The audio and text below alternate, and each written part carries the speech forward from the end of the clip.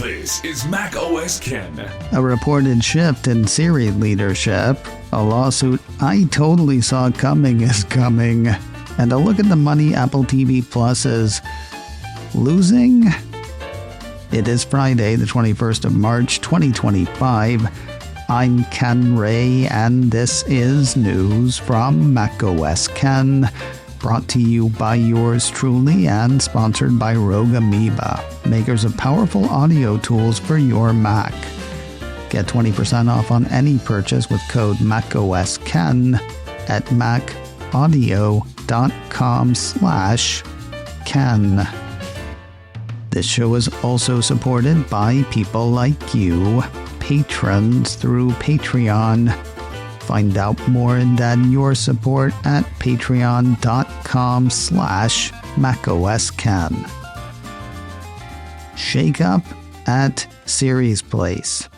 Citing secret sources, a piece from Bloomberg says Apple CEO Tim Cook has lost confidence in the ability of AI head John Giannandrea to execute on product development, so he's moving over another top executive to help, Vision Pro creator Mike Rockwell. In a new role, Rockwell will be in charge of the Siri virtual assistant. Boy, he's gotta feel like somebody's watching him now, huh?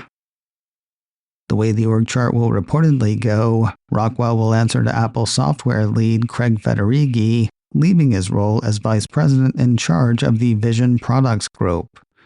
That position will be handed to Paul Mead, who's run Vision Pro hardware engineering under Rockwell.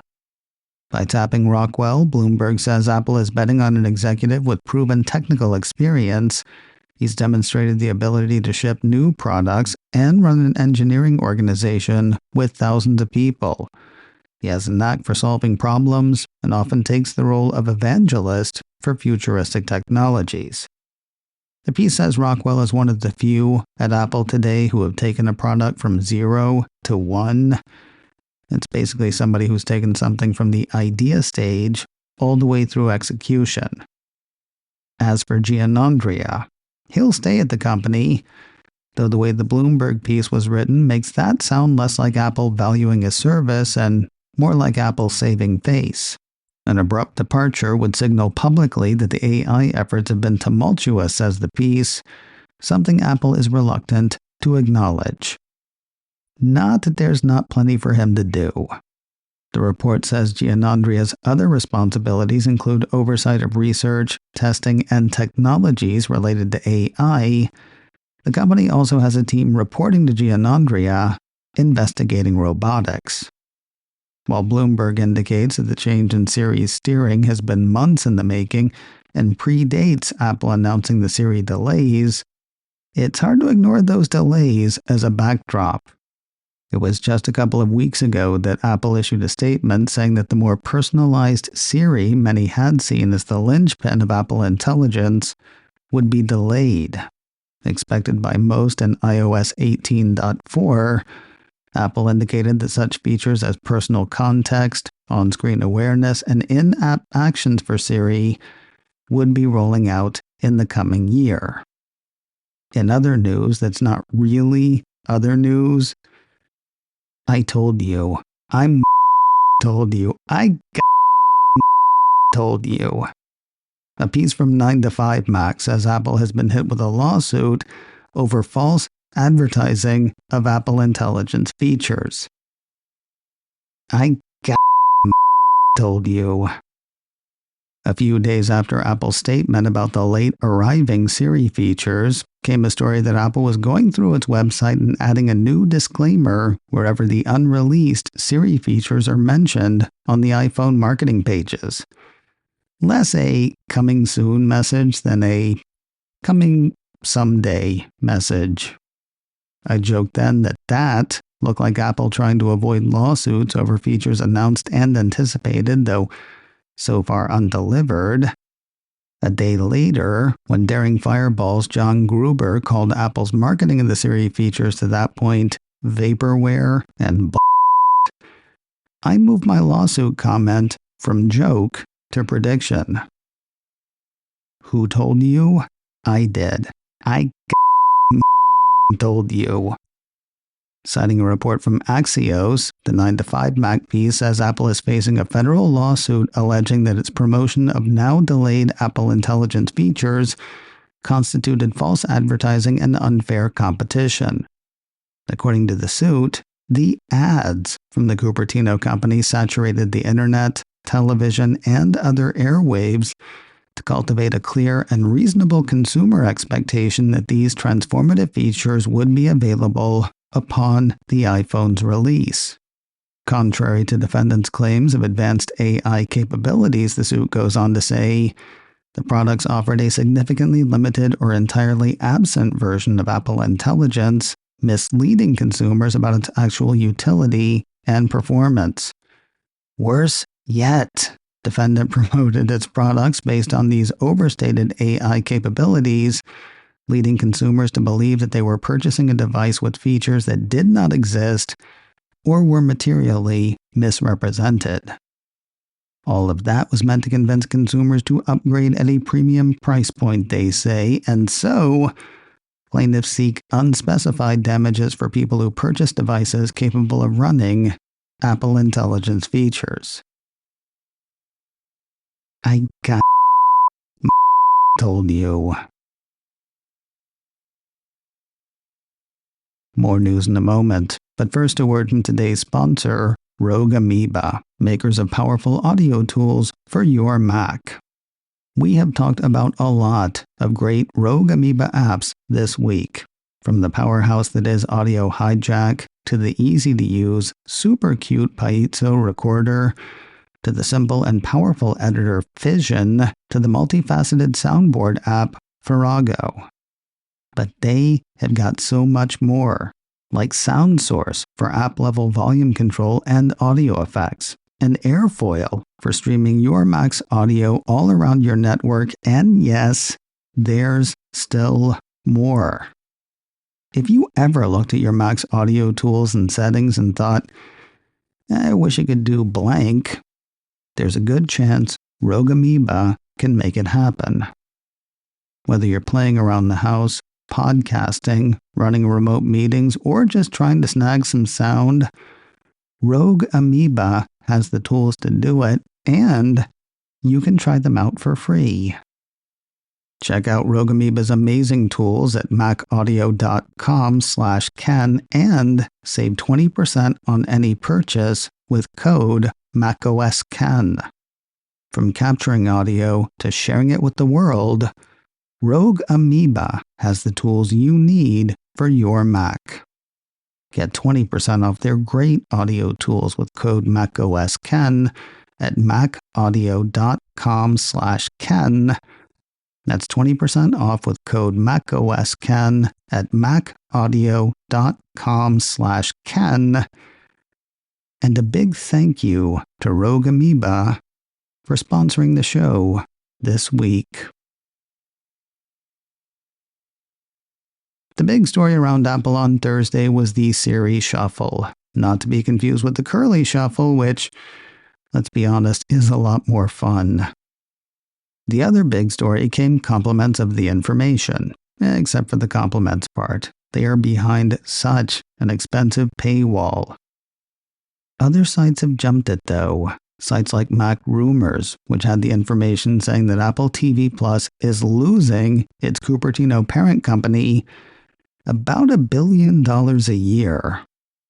Here's the thing though, is it losing that amount or spending it? Another piece on the information article had Apple Insider writing its report under the headline, Apple TV Plus is losing billions of dollars as planned and expected. See, I might actually say investing instead of losing if they actually knew they were going to lose that amount. The Mac Rumors piece says Apple's been spending in the neighborhood of $5 billion a year on content since the service launched in 2019.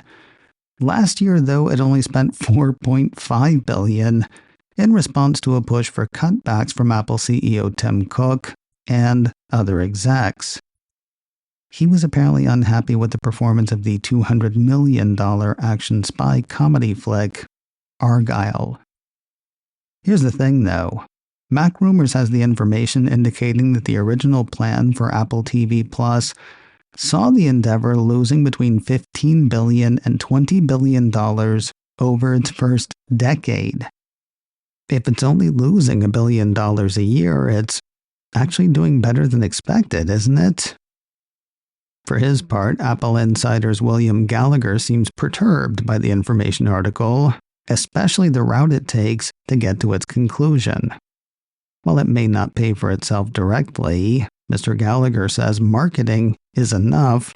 What Apple TV Plus brings to Apple is enough, which frustratingly is also the conclusion of the new report, despite author Wayne Ma again starting off sounding like Apple is unexpectedly hemorrhaging money and will go out of business. So how freaked out about all of this is Apple? I'll tell you, they are so freaked out, they are still building a multi-million-dollar campus in LA. The urbanized site for Los Angeles has a pair of orange tower cranes now stand high above the intersection of Venice and National Boulevards, where Apple is now well into construction of its new LA office campus. Located at 8888 Venice Boulevard on the Los Angeles-Culver City border, the report says the project will consist of 2 buildings featuring a combined 536,000 square feet of offices and production space atop underground parking for 1,200 vehicles. When they say on the border, they apparently mean that literally. Construction is said to be happening in 2 stages. The LA building will be completed first, the Culver City building will be second. Seriously, 2 buildings in 2 cities on 1 campus. No word in the piece on when construction will be complete. Speaking of the boatloads of money Apple TV Plus is spending/losing, the Cupertino streamer put out a press release Thursday promoting the French-language drama Carême and showing off a trailer for it. According to the piece, Carême follows the thrilling story of the world's first celebrity chef, Antonin Carême, who rose from humble beginnings in Paris to the height of culinary stardom in Napoleon's Europe. While he dreams only of becoming the most famous chef in the world, his talent and ambitions attract the attention of renowned and powerful politicians who use him as a spy for France.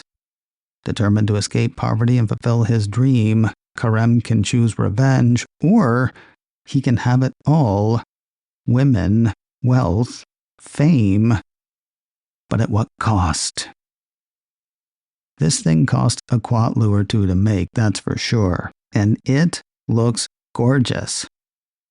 I can't tell if it looks good, but it really looks gorgeous. The first 2 of 8 episodes hit Apple TV Plus on Wednesday, the 30th of April. The rest will follow 1 per week through the finale on the 11th of June. The trailer is, how you say, up now on YouTube.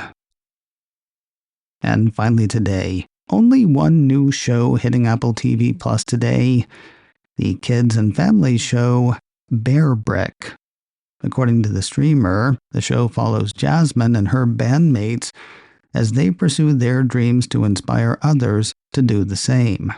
But it won't be easy to do when living in a world where everyone's role is chosen for them and where the painted-on look you receive when you graduate from high school determines who you'll be for the rest of your life. Jasmine realizes that in order for her world to change, she and her friends may have to make it happen themselves. I'm tired just thinking about it. But maybe we can be inspired watching.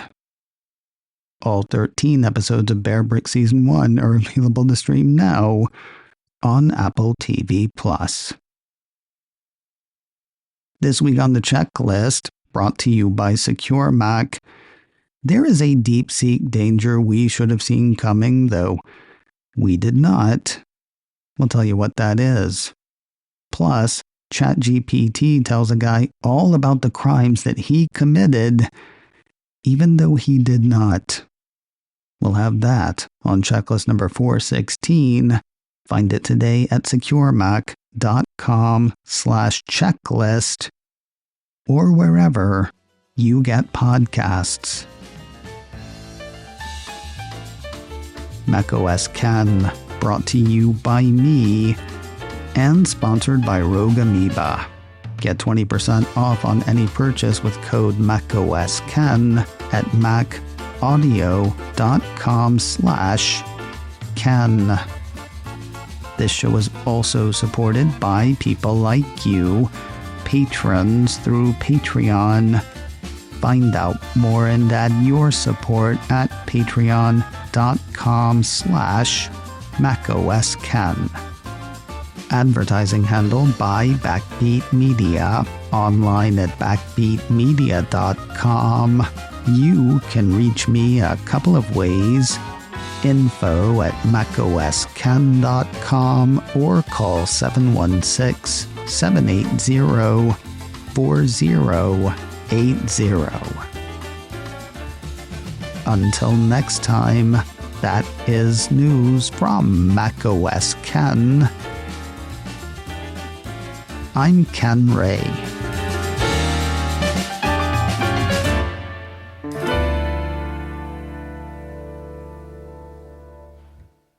I hate to say that I told you so, so I'll shout it through cupped hands.